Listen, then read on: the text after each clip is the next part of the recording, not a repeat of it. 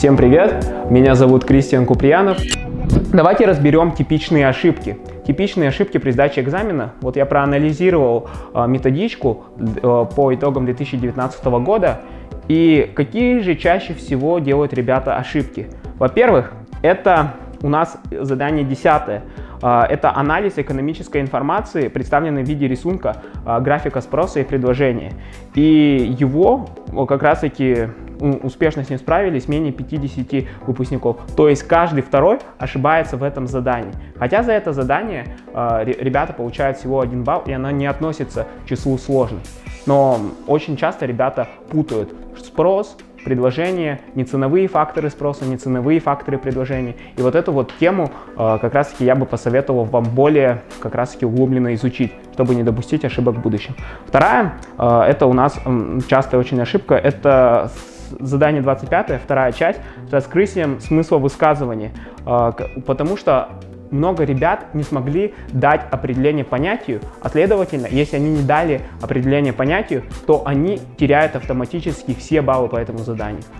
То есть вот с понятийным аппаратом тоже необходимо работать, потому что общесознание — это, можно сказать, почти как английский язык. Чтобы понять то или иное слово, нужно дать определенную трактовку, определение, и необходимо их выучить. Да? Но прежде всего, конечно, использовать какие-то ключевые слова. Также третье — это наиболее частотная ошибка, это задание 23 и 26 во второй части. Очень часто вызывает затруднения.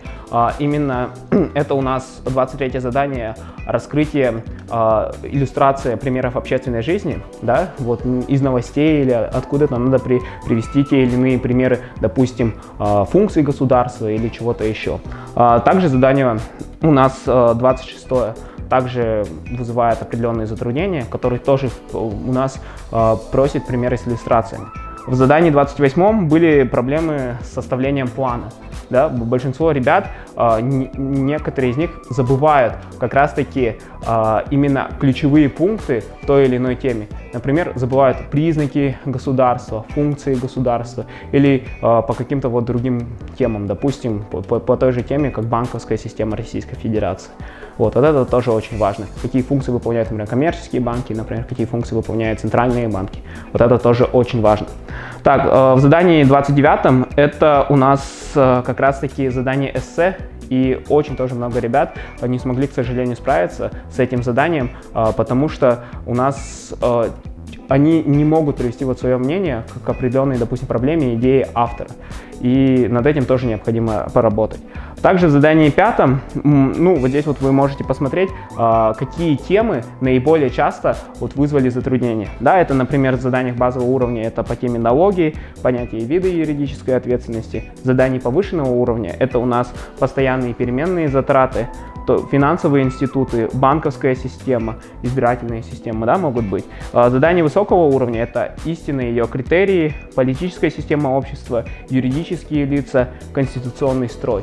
И на эти темы, конечно, стоит обратить внимание для того, чтобы успешно сдать экзамен. Повторите, в основном это темы по экономике, по праву, да, и по философии, вот, допустим, истина вызывает затруднения. Так, шестое, да, это экзамен 2019 года, он показал определенные проблемы в овладевании знаниями правового блока. Например, ребята путали цели деятельности прокуратуры и полиции, и даже были случаи того, что относили правоохранительные органы к законодательным органам. Тоже очень это вызывает определенные затруднения. Поэтому нужно помнить, да, о теории разделения властей, да, что у нас делится на исполнительную, законодательную и судебную ветвь власти, и какие функции они исполняют. Вот это вот тоже очень важно.